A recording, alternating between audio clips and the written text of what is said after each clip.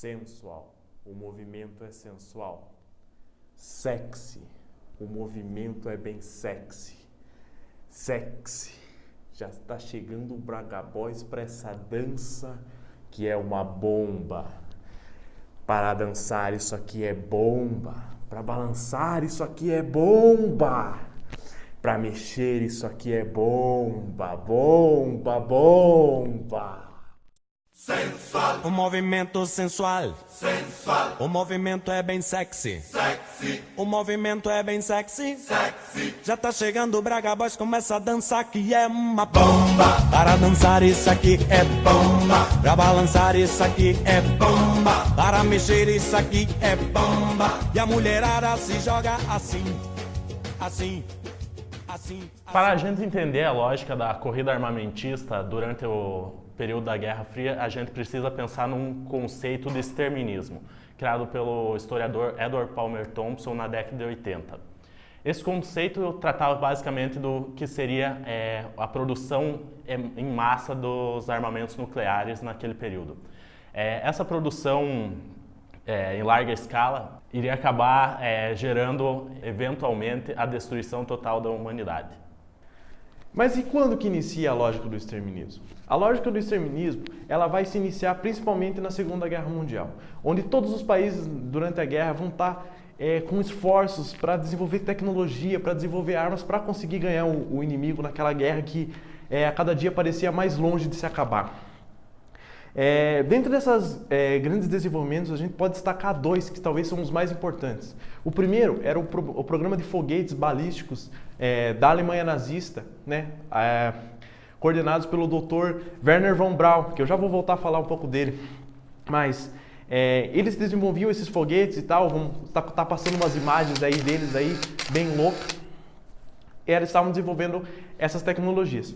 Enquanto isso, nos Estados Unidos se desenvolvia as primeiras armas nucleares no projeto Manhattan, que é lá onde foi desenvolvido a Little Boy e a Fat Man, que foram as duas bombas jogadas respectivamente em Hiroshima e Nagasaki em agosto de 45, dando fim à guerra.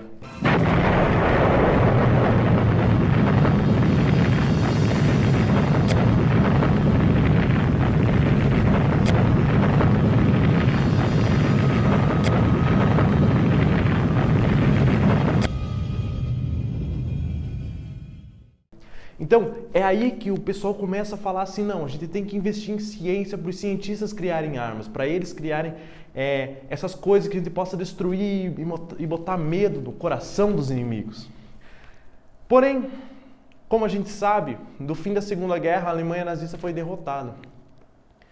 E vai emergir no meio nesse contexto, os Estados Unidos vai continuar sendo uma grande potência e vai emergir a União Soviética também como outra grande potência militar.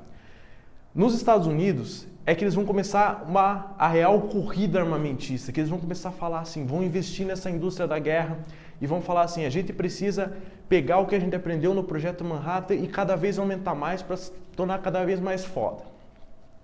Lembra do Wernher von Braun? Então, quando a Alemanha nazista for destruída, ao invés de quando eles pegaram, tiveram contato com toda aquela tecnologia nazista e falaram, nossa, isso aqui é sensacional, eu tenho que ter isso. Eles pegaram, os Estados Unidos incorporaram essas tecnologias, trouxeram para casa e trouxeram junto o Dr. Wernher von Braun, que trabalhou lá nos Estados Unidos até a morte praticamente, construindo armas e construindo foguetes. Wernher von Braun é o cara responsável por colocar os Estados Unidos no espaço, espaço sideral, né, fora da Terra e tal, né. E também é envolvido com umas coisas alienígenas aí, mas isso aí a gente não vai abordar muito aí porque é segredo. Então, para a gente entender o que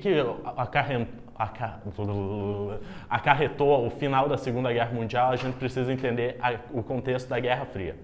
Ao final da Segunda Guerra Mundial, houve a polarização do mundo em dois grandes blocos, um socialista e outro capitalista. O capitalista liderado pelos Estados Unidos e o socialista liderado pela União Soviética. Cada um desses blocos começou a investir maciçamente na sua tecnologia militar e na produção armamentista. Os Estados Unidos investiam na intenção, principalmente de estabelecer sua soberania e aumentar o seu imperialismo, enquanto a União Soviética tentava manter sua soberania e também se defender de uma possível investida do bloco capitalista. Para a gente entender quão grande foi o avanço tecnológico militar nesse período, a gente pode pensar que em 1945 as bombas Little Boy e Fat Man, produzidas pelos Estados Unidos, possuíam 15 quilotons e a segunda 21 quilotons. Em 1954, os Estados Unidos iriam produzir a bomba Castle Bravo. Ela possuía já 15 mil quilotons, um aumento de 1000% em sua capacidade destrutiva. Em 1961, a União Soviética produziria a Tsar Bomb. Essa já possuía 50 mil quilotons. Esse aumento na questão de poder destrutivo viria a acarretar posteriormente em crises e também em uma paranoia nuclear.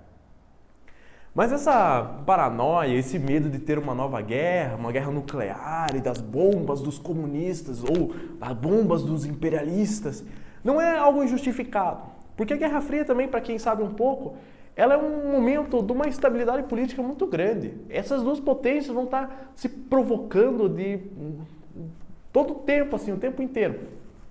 E o que vai acontecer? Talvez o maior episódio que vai ser assim, o ápice, vai cristalizar esse medo, é a crise dos mísseis da década de 60, né? Mais especificamente chamada crise de mísseis de Cuba. Mas não é só em Cuba que tinha míssil. Então, o que acontece? Em 1961, os Estados Unidos fala assim, não, os caras estão com umas bombas muito fortes lá, vamos dar um gelo, vamos dar um gelão nos caras, vamos dar uma provocada, colocam uns mísseis apontados para a União Soviética, óbvio, na Itália e na Turquia, que era próximo ali da União Soviética. A União Soviética já fica meio, ô irmão, olha o que você está fazendo. O que ela pega e faz? Vai lá, conversa com o governo de Cuba. Na verdade, foi o governo de Cuba que fez essa proposta para a União Soviética, né? Para quem não lembra, Cuba tem uma revolução nos anos 50 que vai instaurar um governo comunista de esquerda. A princípio esse governo não vai estar alinhado com ninguém, mas depois ele vai se alinhar à União Soviética por uns outros problemas, aí não sei o que, pesquise. Eles colocam umas bombas em Cuba que é muito perto dos Estados Unidos.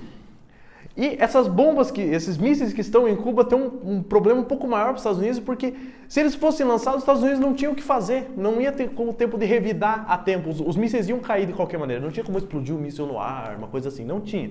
Então, isso aí vai dar uma treta a hora que os Estados Unidos vão descobrir isso aí, que vai gerar uma instabilidade em 1962, chamam de, até tem filme dos 13 dias, de quase que a casa acabou no mundo, é uma coisa assim o nome do filme. Vai estar aparecendo em algum lugar. Esses dias vai ser uma estabilidade muito grande, porque daí assim, tipo, a União Soviética tá tipo, vocês não vão tirar aqui da Turquia, eu não vou tirar de Cuba e tal, e assim vão indo. E o que acontece? Qual que é o resumo dessa história? Como nós estamos assistindo o vídeo, óbvio que não teve a guerra, é óbvio que o mundo não foi destruído, acho que isso fica um pouco claro. Eles começam a fazer acordos de paz, de desarmamento, de limitação de produção de armas nucleares. Para quê? Para que não viesse a acontecer isso de novo, para ficar de boa, cada um na sua, assim, vamos brigar de uma maneira mais de boa, não vamos destruir o mundo, né? E de certa forma, isso aí é o que marca a entrada no que se chama na segunda parte da Guerra Fria, que é a distensão, que é a separação, né? Como se a gente inicia a Guerra Fria naquela pira dos Braga Boys, da bomba, do ritmo da bomba.